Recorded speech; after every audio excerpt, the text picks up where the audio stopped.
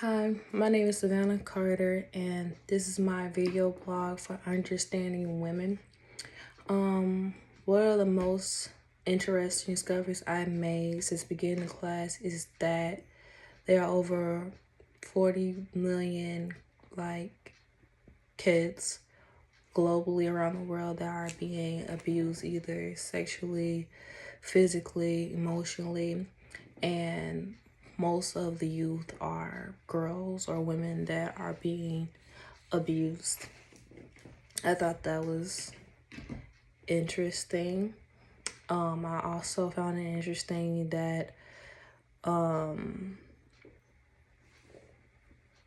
that genital mutilation was as popular as it is, because I knew about genital mutilation and I knew that it was happening to some girls, but I didn't know how,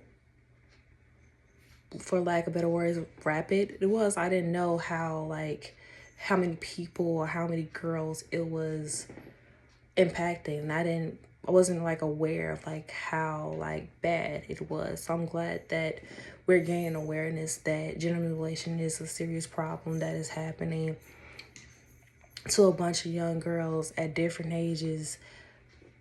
I just think that's really mind-boggling, because I really didn't know it was that big of an issue. I knew it was a problem, but I didn't know how, I didn't know how many people it was impacting. And that kind of sparked something, because that's kind of that's really wild to me, honestly. And also another thing that I found very interesting is that if indigenous, I'm saying that right, indigenous Native woman was attacked by someone that doesn't live on their reserve, gets attacked by an outsider, that they can't prosecute them because they are part of am I saying this right? They are part of a different part of the US, I guess. Because we went over this in class, and I thought it was really crazy that just because they don't live on this land, or they're not in this land when, after the attack happened or whatever, they can't get prosecuted for it. Their native government couldn't, prosecute them. I thought that was really crazy. I feel like it doesn't matter where it happened, you should be prosecuted for what you did. And it brings me around to the young man. What's his name? It brings me back to, if my computer works. It brings me back to the Brock Turner case, where he only got 6 months sentence, and they were basically saying, well, he already lost so much. He lost his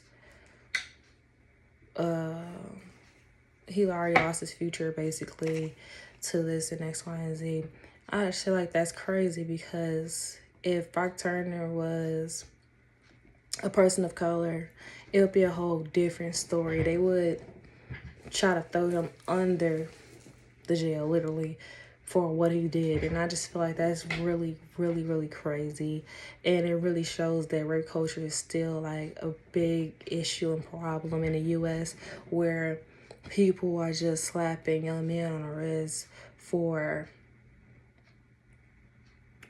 their actions and not being able to control themselves and control how they're feeling on the inside. I just feel like that's really crazy to me, honestly. And it's really crazy that a lot of young women are scared or don't want to speak up, because they feel like no one's going to do anything to help them or believe them when they say, oh, this person did X, Y, and Z to me, to only hear that after I do come forth and tell someone, report it, this person can only get 6 months, only get sentenced to 6 months in jail or probably not get prosecuted at all, or probably just get swept under the rug and then that's it. I just think that's really crazy to me.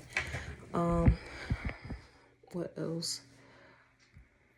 Things I've learned about myself. I learned that